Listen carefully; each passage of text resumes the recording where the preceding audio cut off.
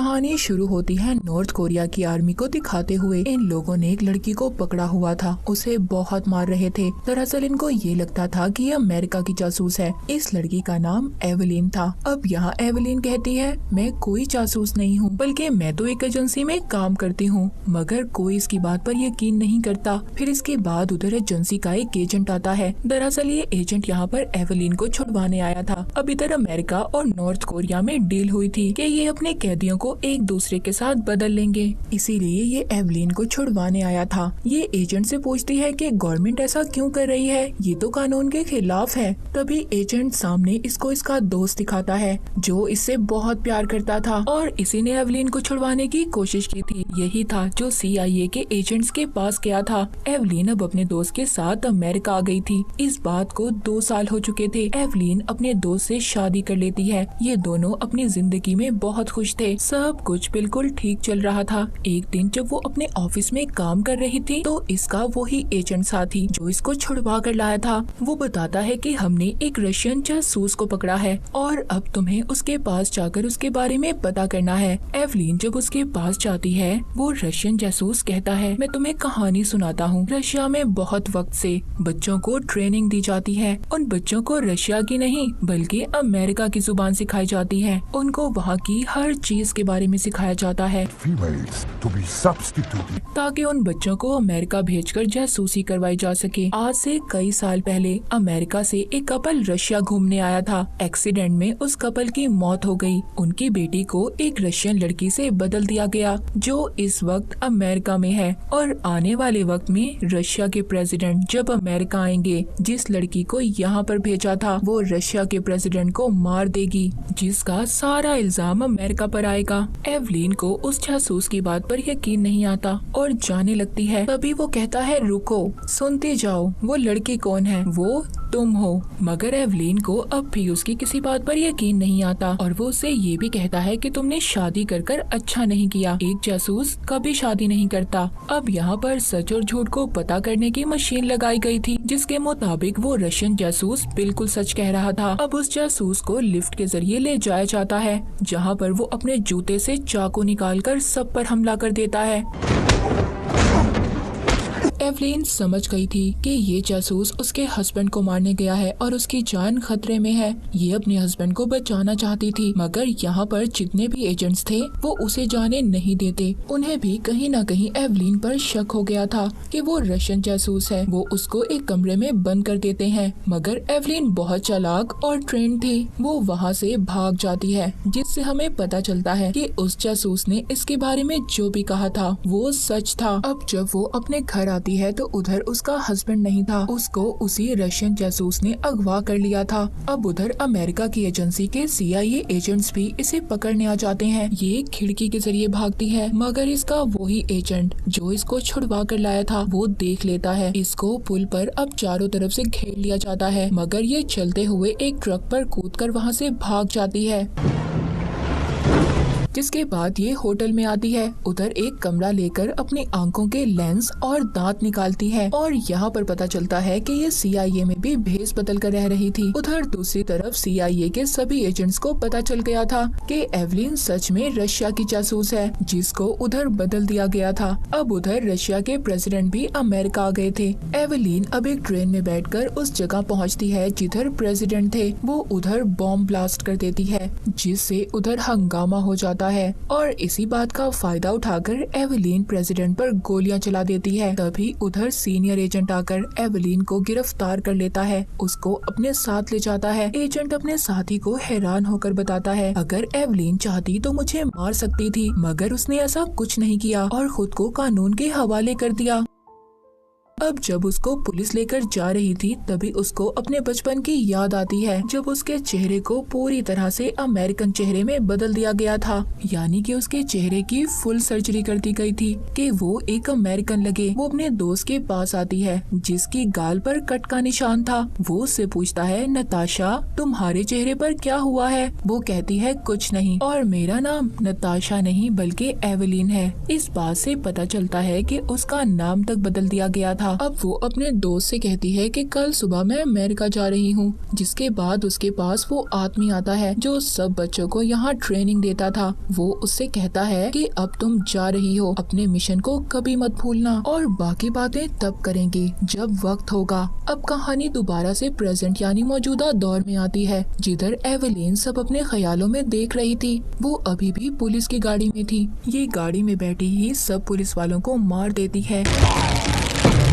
जिससे उनकी गाड़ी उलट जाती है और अब ये इधर से भी भाग गई थी। अब हमें उस रशियन जासूस को दिखाया जाता है जिसने एवेलिन के बारे में सब कुछ बताया था। वो टीवी पर खबर सुन रहा था कि जो रशिया का नया प्रेसिडेंट है उसने ये ऐलान किया है कि वो अमेरिका से बदला लेगा क्योंकि उधर हमारे प्रेसिडेंट की मौत हुई है। अब उसके पास एवेलिन भी आती है। दरअसल ये जासूस वही आदमी था जिसने एवेलिन को बचपन में ट्रेनिंग दी थी। वो कहता है बहुत खूब, तुमने अपना काम बहुत अच्छे से किया, मगर तुमने शादी कर गलती की जो तुम्हें नहीं करनी चाहिए थी। एवेलिन कहती है आगे का क्या प्लान है। वो कहता है आगे हम अमेरिका के हथियारों पर अपना कब्जा करेंगे। उधर ही इस जासूस ने इसके हस्बैंड को भी पकड़ा हुआ था। ये अपने हस्बैंड को नहीं बचा सकती थी क्योंकि उधर बहुत सारे रशियन जासूस थे। अब आहिस्ता आहिस्ता उस जगह पर पानी भरने लगता है जिधर इसका हस्बैंड था और देखते ही देखते इसकी आंखों के सामने वो मर जाता है।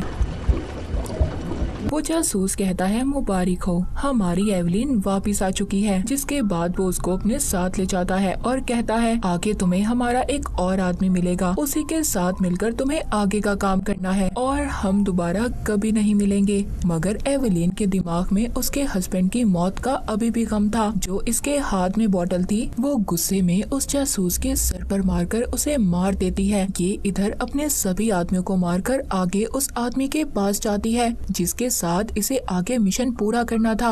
जब ये उसके गाल पर कट का निशान देखती है तो ये समझ गई थी ये तो इसके बचपन का दोस्त था। वो इसको बताता है कि मैं पिछले 3 साल से अमेरिका के प्रेसिडेंट के ऑफिस में काम कर रहा हूँ और तुम्हें मेरे साथ वहाँ जाकर प्रेसिडेंट को मारना होगा। अब ये उधर उसके साथ जाती है और एक मेजर आदमी का भेष बदल लेती है। जिसके बाद ये अपने दोस्त से पूछती है कि तुम क्या करोगे। वो कहता है तुम्हें पता चल जाएगा। अब जैसे ही उसके सामने प्रेसिडेंट आते हैं एवेलिन का दोस्त गोलियां चला देता है, पर प्रेसिडेंट को उनकी सिक्योरिटी बचा लेती है। तभी वो वहाँ पर खुद को बॉम्ब से उड़ा लेता है।